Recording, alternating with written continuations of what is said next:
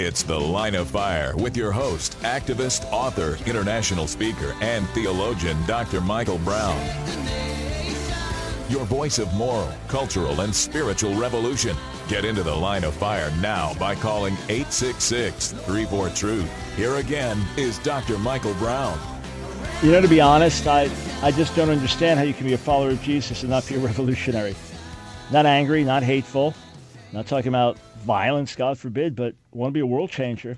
I don't understand how you can be a follower of Jesus and not have revolutionary blood. 866-34-TRUTH. Let's go to Fredericksburg, Iowa. Rich, welcome to The Line of Fire. Hey, my question for you is, a friend of mine, me and him were sitting around talking, and out of nowhere, he says, "Oh my God." And I said, "Aren't you concerned saying that? Doesn't the Ten Commandments say you're not supposed to take the Lord's name in vain?" And his response was, "That's not his name." How do you respond to that? Yeah, well, he's right. That's not his name. That's his description, or that's a noun in terms of his being. But right, that's not his name. But I would say the larger concept applies. Now, specifically in the Ten Commandments, taking the name of the Lord in vain, that would be using Yahweh's name in an oath unnecessarily.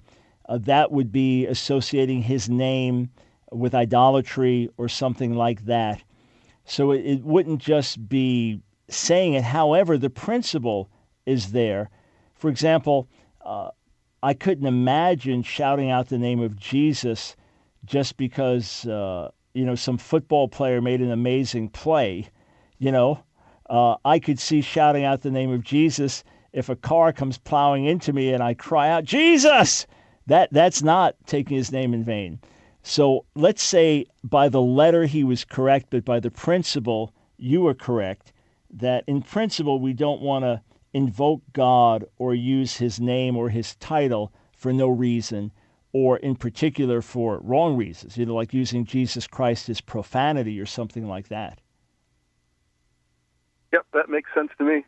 Yep. All right. And beyond that, it's just so much part of the culture, you almost forget it. But every so often I'll be flying overseas and I'll be watching a movie that's basically, a clean movie and so on, but then someone will use the name of the Lord. It's just so jarring. It's like, where'd that come from and how did that happen? But yeah, it is part of the culture. Hey, thanks, Rich, and appreciate you asking the question.